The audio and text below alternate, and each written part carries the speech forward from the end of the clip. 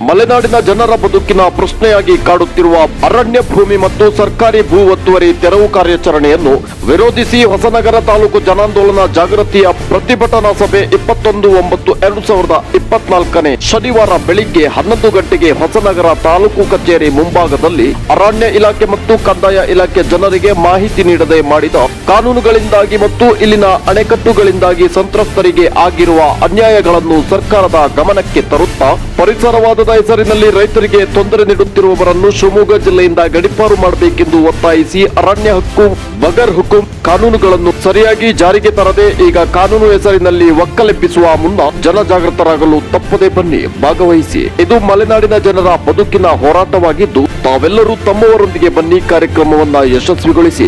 ಒಗ್ಗಟ್ಟಿನಲ್ಲಿ ಗೆಲುವು, ಒಂಟಿಯಾದರೆ ತೆರವು. ರೈತರ ಒಗ್ಗಟ್ಟಿನ ಸಭೆಗೆ ಆತ್ಮೀಯ ಕರೆ ನೀಡುತ್ತಿರುವ ಮಲೆನಾಡು ಅರಣ್ಯ ಭೂಮಿ ಸಾಗುವಳಿದಾರ ಒಕ್ಕೂಟ, ಭೂ ಹಕ್ಕು ವೇದಿಕೆ, ಕರ್ನಾಟಕ ರಾಜ್ಯ ಭೂ ಸಂತ್ರಸ್ತರ ಒಕ್ಕೂಟ ಹಾಗೆ ಪ್ರಜಾಪ್ರಭುತ್ವ ಜಾಗೃತ ವೇದಿಕೆ, ಹೊಸನಗರ ತಾಲೂಕು ಅರಣ್ಯ ಹಕ್ಕು ಸಮಿತಿ ಅಧ್ಯಕ್ಷರು, ಕಾರ್ಯದರ್ಶಿಗಳು, ಸದಸ್ಯರುಗಳು.